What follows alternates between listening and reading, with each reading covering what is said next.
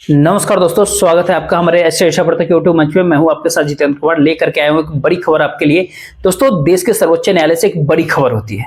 जी हाँ, एक पिटीशन होती है सर्वोच्च न्यायालय के अंदर, और उस पिटीशन और जो बेंच होता है, जो संवैधानिक बेंच होता है, उसमें संजीव खन्ना और संजीव कुमार का बेंच होता है। जस्टिस संजीव कुमार और जस्टिस संजीव खन्ना। और जस्टिस संजीव खन्ना जो है अभी सुप्रीम कोर्ट के यानी सर्वोच्च न्यायालय के मुख्य न्यायाधीश के पद पर है। तो उन्होंने इस केस को, इस पिटीशन को, इस केस से अपने आप को उन्होंने हटा दिया और इस केस को जो है दूसरे बेंच में 6 जनवरी 2025 को, जो जनवरी के पहले सप्ताह में इसका लिस्टिंग कर दिया इस केस का, और तब एक दूसरा संवैधानिक पीठ इसका सुनवाई करेगा इस पिटीशन का। अब जस्टिस संजीव खन्ना ने, चीफ जस्टिस संजीव खन्ना इस मामले से क्यों अलग किया? क्योंकि उनको ऐसा लगा कि कहीं ना कहीं ये जो मामला है कि ये उनके संदर्भ में केस है। किनके? जब एक तरीके से इस मामले को पूरे आप देखेंगे तो बहुत सारी चीजें इससे आपको साफ साफ दिखाई पड़ेगी, और कहीं ना कहीं आप भी इस बात को आपको लगेगा कि न्यायपालिका के अंदर आखिर ये हो क्या रहा है। क्या होता है कि कांग्रेस के नेता जया ठाकुर, एडीआर,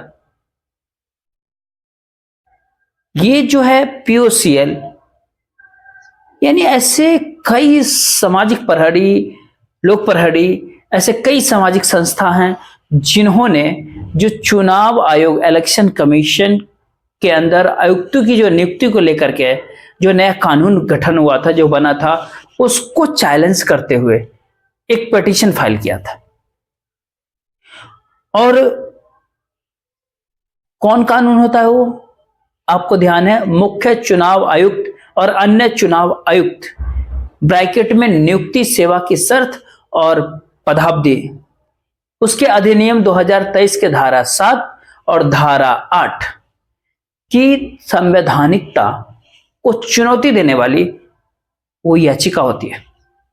और इसके भीतर विस्तृत तरीके से अगर आपको बताएं तो ये अभी नहीं, ये बहुत पहले ये आ चुका था। 2024 के लोकसभा चुनाव के दौरान ही ये मामला आया था, जब जस्टिस खन्ना और दीपांकर करके एक जज थे, वो सुन रहे थे, लेकिन उन्होंने इस चुनाव के दौरान सुनने से मना किया था।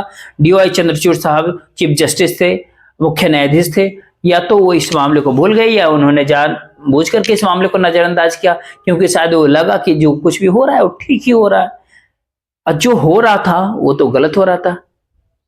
आखिर क्या इसकी सच्चाई थी? क्या वास्तविकता था? क्या कानून था? कानून कैसा होता?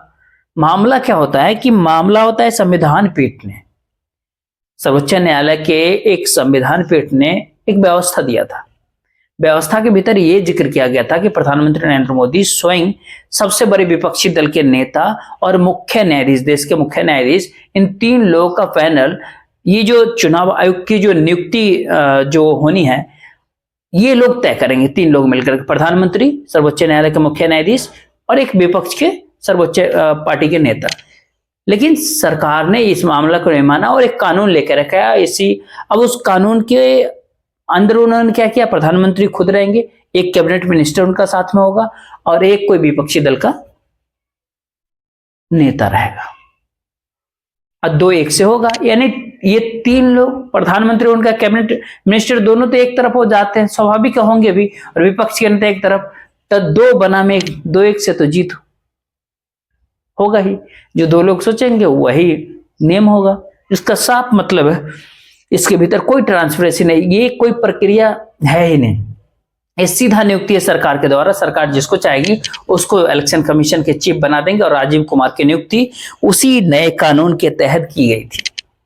और ऐसे में जो मामला सामने निकल करके आता है, जो पहले भी हम आपको कहे कि धारा 7 और धारा 8 के तहत, जो धारा 7 और 8 के अंदर आप देखेंगे तो उसमें क्या होता है ना कि दिसंबर 2023 के अंदर जो चुनाव आयुक्त अधिनियम, चुनाव आयुक्त की सेवा शर्तें, कामकाज अधिनियम 1991 की जगह जो थी, जो 2023 में जो कानून बनाया गया नरेंद्र मोदी सरकार के द्वारा, उसके कैबिनेट के द्वारा, उसमें 1991 का जो है कानून जो था, उसका जगह 2023 में लिया। अब इसके भीतर क्या होता है कि जो सिर्फ चुनाव आयुक्तों की अधिकारी की नियुक्ति, वेतन और उसके हटाने, इधर उधर करने के पूरा बदलाव। नए कानून की सबसे बड़ी खासियत ये थी कि राष्ट्रपति एक चयन समिति की सिफारिश के आधार पर चुनाव आयुक्त जो होंगे उनकी नियुक्ति करेंगे, और जो केंद्रीय कानून मंत्री के, मतलब उस कैबिनेट के द्वारा प्रस्तावित है उसकी सूची पर विचार करने के बाद इस तरह की चीजों को तैयार किया जाता है। ऐसा होता है। धारा 7 के अनुसार जो चयन समिति में प्रधानमंत्री, एक केंद्रीय मंत्री और एक लोकसभा के अंदर विपक्षी दल का कोई एक नेता हो, ये सब 3 लोग शामिल होंगे। अब धारा 8 के भीतर क्या हो गया था कि उसको पारदर्शी तरीके से अपने प्रक्रिया को रेगुलेट करने और यहां तक कि सर्वसम्मति द्वारा सुझाए गए लोगों के मतलब तमाम सारे अन्य लोगों के ऊपर विचार करने का अधिकार देती है। इस तरह की चीजें उसके अंदर निहित की जाती है। लेकिन पहले तो एक बात समझना पड़ेगा कि पहले सेवानिवृत्त थे न्यायमूर्ति KM जोशी करके थे, वो उनके द्वारा चुनाव आयुक्तों को प्रधानमंत्री, विपक्ष के नेता या सबसे बड़े विपक्षी पार्टी मुख्य न्यायाधीश के साथ मिलकर के उसके एक समिति गठन करके राष्ट्रपति को सलाह देने की बात, इस तरह की चीजें थी। और अब इसके भीतर जो सेक्शन 8 जो 2023 में लाया गया है, वो जो धारा 8 होता है, वो धारा 8 जो है इस समिति को, जो चुनाव आयुक्त को जो नियुक्त करेंगे, उसको इतना बड़ा अधिकार देता है। जो सब सहमति वाला जो मामला होता है ना, उससे पहले लॉ मिनिस्टर के अध्यक्षता में एक समिति होगा, वो कुछ नामों का चयन करेगा और वो नाम एक कमेटी के पास भेजेगा, यानी प्रधानमंत्री के कमेटी के पास वो नाम जाएगा, वो लोग तय करेंगे। लेकिन प्रधानमंत्री वाले कमेटी को ऐसा लगा कि ये सर्च किया गया नाम किसी काम का नहीं, वो कोई भी नाम दूसरा नाम ला करके उसको जो मुख्य चुनाव आयुक्त चीफ बना सकते हैं चुनाव आयुक्त के, तो ट्रांसपेरेंसी, पारदर्शिता जो कहते हैं ना, वो तो होगा ही नहीं। तो फिर निष्पक्षता कहां से यहां पर आएगा। और इस भारत देश के लोकतंत्र का कह सकते हैं चुनाव जो है ना आत्मा है, और उस चुनाव को संपन्न कराने का, पूरा कराने का काम चुनाव आयोग का इस पे पूरा ये रहता है। चुनाव आयोग ही इस तरह से अगर नियुक्त किए जाएंगे, चुनाव आयुक्त की नियुक्ति अगर इस तरह से होगा, तो फिर लोकतंत्र का क्या है, हत्या ही है। चुनाव आयुक्त के नियुक्ति पर निष्पक्षता और पक्षता, इस तरह के मामले को अगर देखेंगे, यानी उसकी नियुक्ति ही एक पक्ष की विचारधारा, एक विशेष विचारधारा वाले पक्ष उसका अगर नियुक्ति करता है, चाहे वो कांग्रेस हो, भारतीय जनता पार्टी हो, वामपंथी हो, कोई और भी पार्टी क्यों ना हो, जो केंद्र के भीतर सत्ता में होगी, वो अपने विचारधारा वाले लोगों को ही वहां पर रखेगा, उसका नियुक्त करेगा। क्यों सत्ता पक्ष का पिट्ठू बन करके वहां पर रहेगा, तो उनके लिए काम करेगा, ना कि चुनाव आयोग के लिए। या फिर चुनाव देश के भीतर सारे के सारे आपको हाईजैक होते हुए दिखेंगे। तो ऐसे राजीव कुमार की नियुक्ति की गई, और जब चुनाव प्रक्रिया जब सामने आती है, तो सवाल ये उठता है कि देश के मुख्य न्यायाधीश, सुप्रीम कोर्ट के मुख्य न्यायाधीश संजीव खन्ना को इस तरह के मामले जो थे उससे अपने आप को पीछे क्यों खींच लिया। सवाल ये है, अक्सर कोई भी न्यायाधीश अपने आप को उस बेंच से, उस केस से दूर रखता है जब उसको इस तरह की बात समझ आ जाता है कि केस के भीतर जो 2 व्यक्ति सामने लग रहा है ना, उनमें किसी एक के साथ उनके कहीं ना कहीं दूर के संबंध है, या रिश्तेदारी, कभी वकील तो कभी खुद, तब ये वो कुछ भी, या फिर उन्हीं के द्वारा उनकी भी नियुक्ति कहीं ना कहीं हुआ हो। जस्टिस भूषण गवई के बेंच, आपको ध्यान होगा, उन्होंने बताया था कि सरकारी वकील को उन्होंने कहा था कि मेरे पिता के कांग्रेस के काफी नजदीकी थे, और राजनीति में थे, कांग्रेस के साथ गठबंधन में भी थे, और ऐसे में यदि आपको ऑब्जेक्शन होगा तो इस केस को अपने आप से विड्रॉ कर दो। लेकिन सरकारी वकील ने कहा था, नहीं मुख्य न्यायाधीश जी, आपके निष्पक्षता पे हमें विश्वास है, इसलिए आप बने रहिए।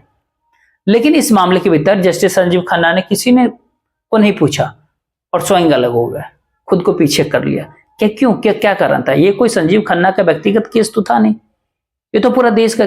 और उस कमेटी की बात इसमें की जा रही है, जो कमेटी पहले ही बनी थी, जिसके भीतर प्रधानमंत्री, लीडर ऑफ अपोजिशन यानी विपक्षी दल का कोई एक बड़ा नेता, एक मुख्य न्यायाधीश, ये तीनों मिलकर के तय करते, चुनाव आयुक्त की नियुक्ति करते लोग।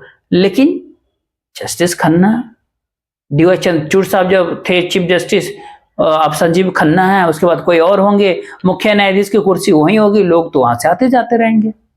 लेकिन इसीलिए मुख्य न्यायाधीश अगर उस कमेटी के भीतर अगर होना चाहिए, इसके लिए यदि याचिका गई, तो फिर चुनाव आयुक्तीय नियुक्ति के वाले मामले में से मुख्य न्यायाधीश क्यों उस केस से अपने पैर को पीछे खींचते हैं। और जो भी संवैधानिक पीठ उस केस को सुनेगा, उसमें कोई ना कोई तो मुख्य न्यायाधीश से संबंधित ही कोई तो वकील होंगे, सॉरी जज होंगे। मुख्य न्यायाधीश वो अपने अधीन काम करने वाले जजों से सुनवा सकते हैं, लेकिन वो खुद नहीं सुन सकते। इसमें निष्पक्षता कैसे होगा? ये जस्टिस संजीव खन्ना का खेल होता है। ऐसे तमाम सारे मामले से दूरी बनाना चाहते हैं जो सरकार को सीधा अफेक्ट करता है। ये तमाम सारे सवाल देश के लोगों के मन में होता है। एक भारतीय होने के नाते हमारे मन में भी है। आप गोगोई साहब का केस देखे होंगे, कोई महिला आरोप लगाए थे, उन्होंने खुद ही अध्यक्षता में नियुक्ति किया, खुद ही को क्लीन चिट देकर के वो पाक साफ हो गए थे। ये भी एक न्यायालय होता है। खैर, देखिए इस वीडियो को शेयर कर दीजिएगा, वीडियो को लाइक और चैनल को सब्सक्राइब जरूर कीजिएगा। जय हिंद।